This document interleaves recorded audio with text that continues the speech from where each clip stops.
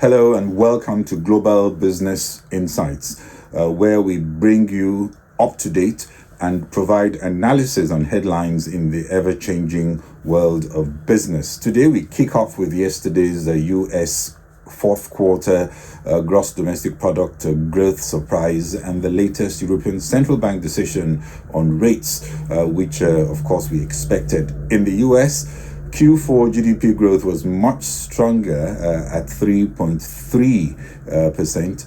Also, Madame Lagarde at the ECB announced their decision to hold rates, at which she also signaled a possible cut in June.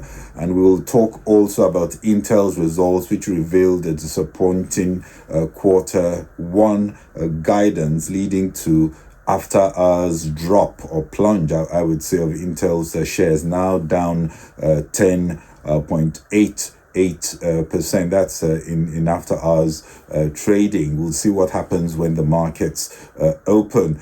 Also, Apple, yielding to EU regulators, now is allowing other app stores on its devices, but not without a stern warning to EU users. I guess they're trying to discourage other countries from doing likewise. And in Nigeria, a report by Standard Bank predicts improved trading surplus for Nigeria as oil production is expected to increase, and the Dangote refinery projected to run well.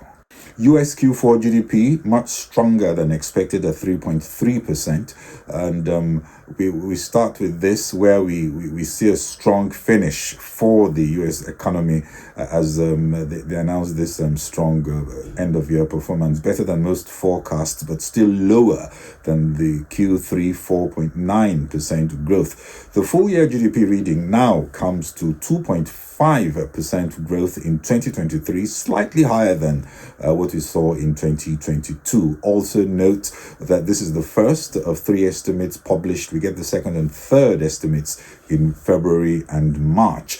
The factors that helped the growth in Q4 included the pickup in consumer spending, exports, state and local government spending, residential and non-residential fixed investment, federal government spending, and private inventory investment as well. Increase in consumer spending was also from both services and goods, mainly healthcare spending and recreational goods and vehicles.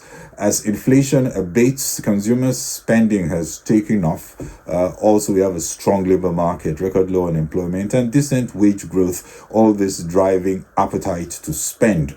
Consumer sentiment indices at the beginning of January were also at their highest since July 2022. Retail sales for December also beat expectations.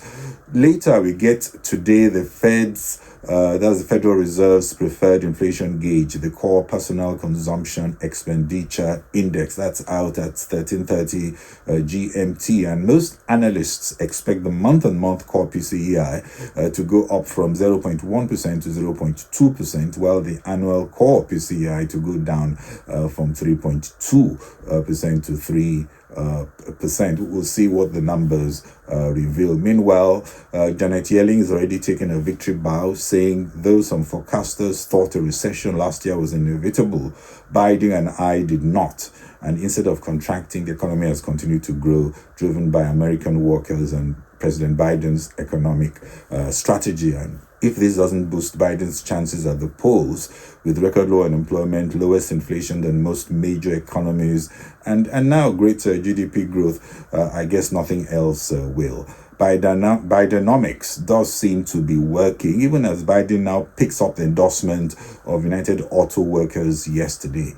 Oddly, only 33% of Americans approve Biden's performance in handling the economy. Still, the data points to resilience of the U.S. economy despite the Fed's tightening. And when you consider abating inflation data, a soft landing is in view. The PCEI later today, I guess, will confirm how the Fed will be interpreting this GDP print.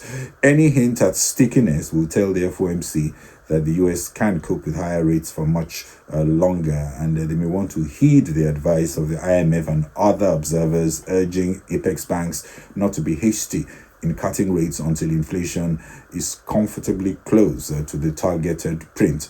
The S&P 500 also clocked its fifth consecutive closing record high as investors were relieved that recession risk was looking far in the rear mirror and reinforced the scenario of a possible soft landing in 2024 as we begin to see normalization of rates.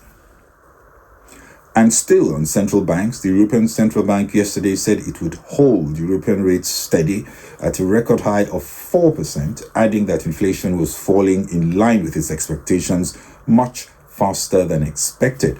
Lagarde also said euro area economy is likely to have stagnated in Q4, adding that the incoming data is signaling weaknesses in the near term.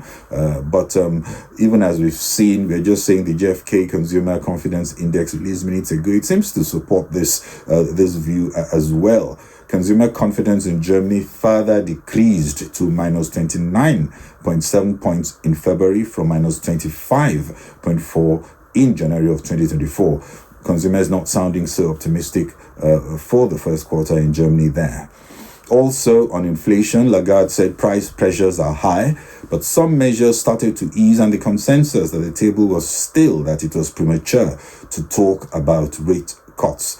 The euro fell as the ECB struck that dovish tone, and markets priced in a 50 basis point cut from the ECB by June. But there are analysts who remain of the view that although Lagarde stands by her comments, which points to summer cuts, the rest of her narrative appears to be supportive of earlier rate cuts, and there are those who see cuts coming as early as April.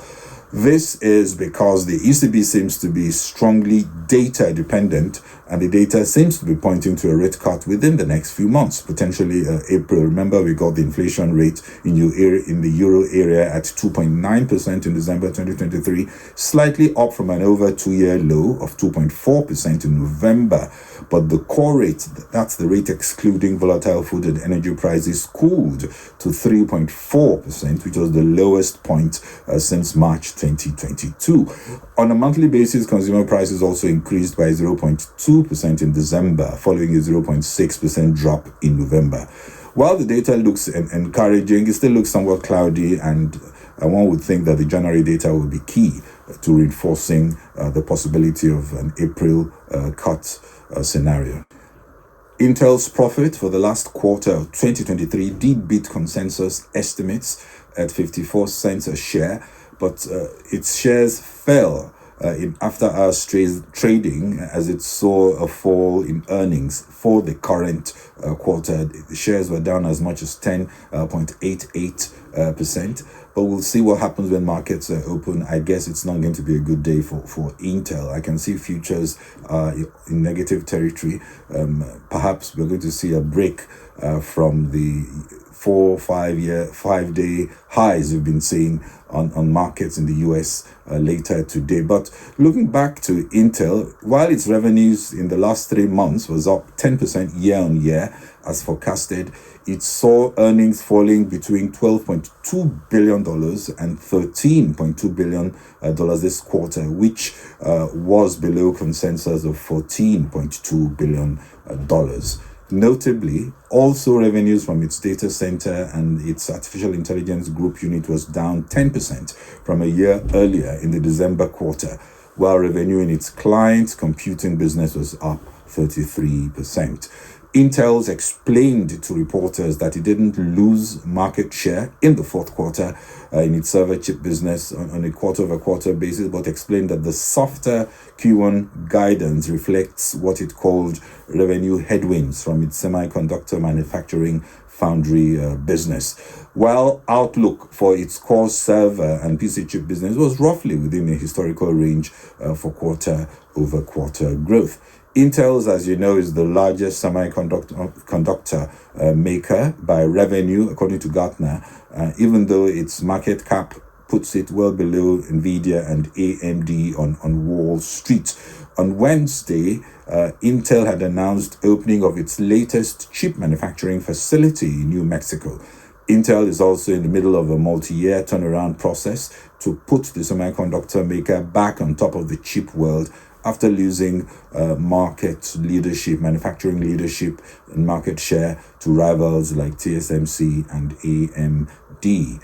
We'll see how Intel performs, like I said, later when the market opens, but the stock is up 67% over the past 12 months as of Thursdays. That's yesterday's closing, the price. The semiconductor chip business is at the core of the boom in new technologies, and Intel's is well positioned, especially as the US also is highly supportive of expanding local production to reduce any vulnerability to Asia.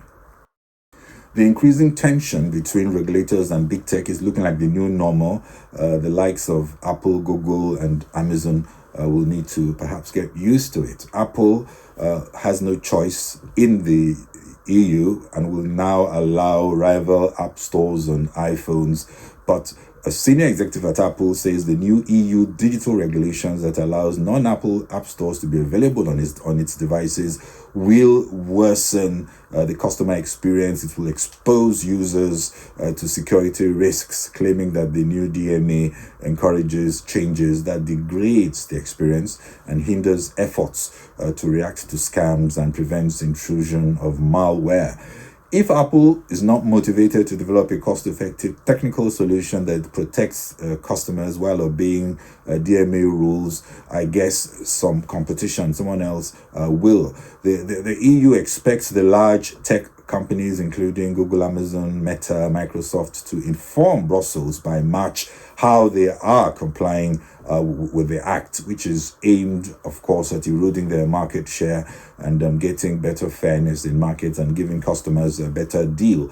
Apple will have a new fee structure, however, that cuts the amount paid by companies using the App Store from 30% to 17%, but has also introduced new charges. For example, core technology fee of 50 cents on developers with apps that have more than 1 million users for every first installment by a user, and also charging an additional 3% fee to app developers that use its payment processor. Epic Games chief executive Tim Sweeney had unsuccessfully sued Apple in the US over its App Store, claiming the company was forcing developers to choose between either using its App Store or face new junk fees. Also, new rules ensure developers are no more obliged to meet Apple's demanding standards, which Apple says reduces risks to its customers.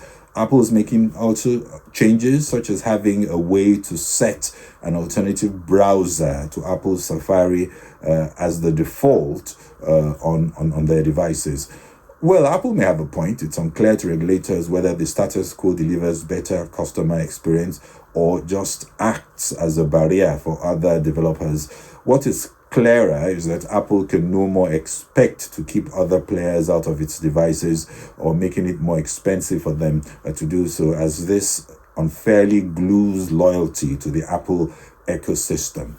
The customer ultimately must have wider options, especially outside the Apple the Apple family, and the regulator has a duty to ensure customers are protected and also be allowed to make choices from wider alternatives. As more power shifts from device makers to customers, it could also mean some of the risk is transferred. Customers will, however, appreciate the trade-offs and will decide rather than have device makers make the decision for them, especially when they have an interest to maximize their market grip. In the UK, a similar update to the rules, we understand, is also in progress. A new report, African Markets Revealed, AMR, report for January 2024, which was published by Standard Bank, has predicted an increase in Nigeria's current account surplus to about 1.8% of gross domestic product in 2024, compared to an estimated 1% in 2023. The report also sees oil production growing sufficiently to supply the Dangote refinery with feedstock, as well as leading to higher oil export volumes, thus boosting the country's reserves. According to the report, the naira on the official market could weaken to as much as 1,171 naira to the dollar by December. The rate used for the budget is 800 naira to the dollar. adding that manufacturing may also be further constrained by FX shortages. Also, the UK has suspended free trade talks with Canada, even as it struggles to close new trade deals with large economic blocs after it exited the EU. Last week, Kemi Badenoch, the Trade Secretary, said the US administration under Biden are also not interested in any trade deals for now. And to end with some good news, also in the UK, the JFK Consumer Confidence Indicator just came out, rose to -19 in December 2024 from -22. This was the highest level since January 2022 and was also above market expectations of -21. It was also the third consecutive month-on-month increase amid signs of improving economic activity. Well, that's it from me, and thank you for watching. And this is Bode Oshosami. Bye-bye.